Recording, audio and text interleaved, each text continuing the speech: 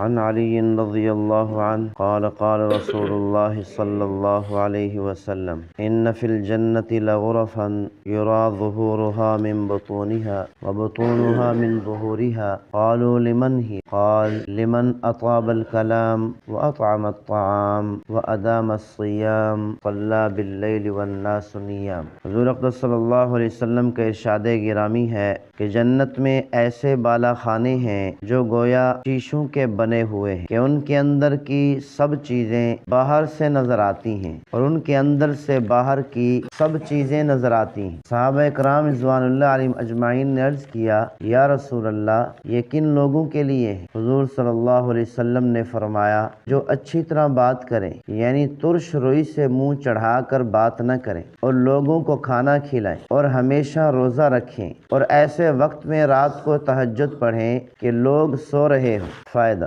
حضرت عبداللہ بن سلام رضی اللہ عنہ جو اس وقت تک مسلمان نہیں ہوئے تھے کہتے ہیں کہ جب حضور اقدس صلی اللہ علیہ وسلم ہجرت کر کے مدینہ تشریف لائے، میں خبر سنتے ہی فوراً گیا اور آپ کا چہرہ مبارک دیکھ کر میں نے کہا کہ یہ مبارک چہرہ جھوٹے شخص کا نہیں ہو سکتا۔ وہاں پہنچ کر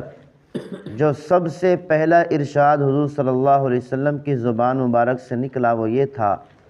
لوگو اسلام کا آپس میں رواج ڈالو، کھانا کھلایا کرو، صلہ رحمی کیا کرو، رات کے وقت جب سب لوگ سوتے ہوں نماز پڑھا کرو، سلامتی کے ساتھ جنت میں داخل ہو جاؤ گے۔ آیات کے ذیل میں بھی یہ مضمون گزر چکا ہے کہ حق تعالی شانہ کی محبت میں کھانا کھلاتے ہیں مسکین کو اور یتیم کو اور قیدی کو، اور یہ کہتے ہیں کہ ہم تم کو محض اللہ کے واسطے کھانا کھلاتے ہیں، نہ تو ہم تم سے اس کا بدلہ چاہتے ہیں اور نہ شکریہ چاہتے ہیں۔ ایک حدیث شریف میں آیا ہے کہ جو شخص اپنے بھائی کو روٹی کھلائے کہ اس کا پیٹ بھر جائے اور پانی پلائے کہ پیاس جاتی رہے، حق تعالی شانہ اس کے اور جہنم کے درمیان 7 خندقیں دور کر دیتے ہیں، ہر خندق اتنی بڑی کہ 700 سال میں طے ہو۔ ایک حدیث شریف میں ہے کہ مخلوق ساری کی ساری اللہ تعالیٰ کے عیال اور کنبہ ہے، اللہ تعالیٰ کو سب سے زیادہ محبوب وہ ہے جو اللہ تعالیٰ کے عیال اور کنبہ کو زیادہ نفع پہنچانے والا ہے۔ ایک حدیث شریف میں آیا ہے کہ ہر بھلائی صدقہ ہے، اور اس میں یہ بھی داخل ہے کہ تو اپنے بھائی سے خندہ پیشانی سے پیش آئے اور اپنے ڈول میں سے پڑوسی کے برتن میں پانی ڈال دے۔ اچھی طرح گفتگو کرنے کا اہم جز یہ بھی ہے کہ اس سے خندہ پیشانی سے بات کرے، منہ چڑھا کر ترش روئی سے بات نہ کرے، یعنی حسن اخلاق سے بات کرے، محبت سے بات کرے۔ ایک حدیث شریف میں آیا ہے کہ احسان کا کوئی حصہ بھی حقیر نہیں، چاہے اتنا ہی ہو کہ اپنے بھائی سے خندہ پیشانی سے پیش آئے۔ تو بہرحال اللہ تعالیٰ نے پیغمبر صلی اللہ علیہ وسلم کے ذریعہ سے اس امت کو پیغام بھیجا ہے کہ جو مسلمان فقیروں پر، محتاجوں پر، غریب لوگوں پر خرچ کرتے ہیں، اللہ کے راستے میں خرچ کرتے ہیں، فرمایا کہ یہ خرچ کرنا بہت بڑا اجر رکھتا ہے۔ سیدنا ابوبکر صدیق رضی اللہ تعالیٰ عنہ نے لباس پہنا ہوا ہے اور اس کو کانٹے کے ذریعے سے جو ہے نا آپس میں ملایا ہوا ہے، بٹن نہیں تھے۔ اس وقت کی جو بٹن کی طرح رائج چیزیں تھیں، رواج میں تھیں، وہ نہیں لگئی ہوئی تھیں بلکہ کانٹے لگائے ہوئے۔ جبریل علیہ السلام آ گئے، یا رسول اللہ اپنے دوست ابو بکر سے پوچھیں، اللہ فرماتے ہیں کہ اے ابو بکر آپ اس حالت میں اللہ سے راضی ہیں؟ دنیا والے نماز پڑھتے ہیں،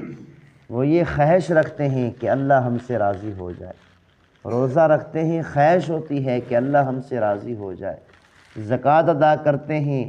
حج ادا کرتے ہیں، تلاوت کرتے ہیں، ذکر اذکار کرتے ہیں، تہجد پڑھتے ہیں، ساری عبادات کرتے ہیں کہ اللہ ہم سے راضی ہو جائے، اور اللہ پوچھ رہا ہے کہ ابو بکر کہ تو اللہ سے راضی ہے؟ اتنی بڑی سعادت صرف ابو بکر ہی حاصل کر سکتا ہے پوری دنیا میں، اس پوری دھرتی پر، اول سے لے کر آخر تک صرف ابو بکر ہی ہے جو اس سعادت کو حاصل کر سکتا ہے کہ اللہ پوچھ رہے ہیں کہ ابو بکر کیا تو اللہ سے راضی؟ جبرائیل علیہ السلام ہے، یا رسول اللہ فرماتے ہیں کہ اپنے دوست ابو بکر کو میرا سلام کہہ، کہ اللہ کا سلام آیا۔ میں آپ سے پوچھتا ہوں کہ جب سیدنا ابو بکر صدیق رضی اللہ تعالی عنہ کو اللہ کا سلام آیا اور اللہ تعالیٰ نے پوچھا اے ابو بکر کیا آپ اس حالت میں اللہ سے راضی ہیں؟ کیا اس وقت ابو بکر صدیق رضی اللہ تعالیٰ تہجد پڑھ رہے تھے؟ کیا اس وقت ابو بکر صدیق رضی اللہ تعالیٰ نماز پڑھ رہے تھے؟ سیدنا ابو بکر صدیق رضی اللہ تعالیٰ عنہ نماز اتنی خشوع خضوع سے پڑھتے تھے کہ مکہ مکرمہ میں نماز پڑھتے پڑھتے روتے تھے، زور زور سے آوازیں نکلتی تھیں، اتنا روتے تھے کہ مکہ مکرمہ کے مرد، بچے، بوڑھے سب جمع ہو جاتے تھے، عورتیں جمع ہو جاتی تھیں۔ صرف ابو بکر کے رونے کو دیکھ کر کئی لوگ کلمہ پڑھ کر مسلمان ہو جاتے۔ یہ تھی ابو بکر کی نماز، اتنی خشوع خضوع والی نماز تھی۔ اسی سے تنگ آ کر کہ ابو بکر کی نماز کو دیکھ کر، نماز کے اندر رونے دھونے کو دیکھ کر مکہ مکرمہ والے مسلمان ہو رہے ہیں۔ مشرکین مکہ نے آپس میں مشورہ کر کے ابو بکر صدیق رضی اللہ تعالی عنہ کو مکہ سے نکال دیا، جلا وطن کر دیا کہ اس طریقہ سے سارے مکہ والے مسلمان ہو جائیں گے ابو بکر کے رونے دھونے کو دیکھ کر۔ اتنی خشوع خضوع والی نماز تھی، لیکن نماز پڑھنے کے وقت میں اللہ کا سلام نہیں آیا، تہجد پڑھتے ہوئے اللہ کا سلام نہیں آیا، ذکر اذکار کرتے ہوئے اللہ کا سلام نہیں آیا، تلاوت کرتے ہوئے اللہ کا سلام نہیں آیا۔ جب ابو بکر نے سارا مال اٹھا کر پیغمبر پر خرچ کر دیا، اللہ کے راستے میں خرچ کر دیا، اللہ کا سلام آ گیا۔ اسی لیے فرمایا کہ اللہ کے راستے میں خرچ کرنا بہت بڑا اجر رکھتا ہے، اتنا جس کی کوئی انتہا نہیں۔ کیوں؟ اس لیے کہ نماز پڑھیں گے سکون ملے گا،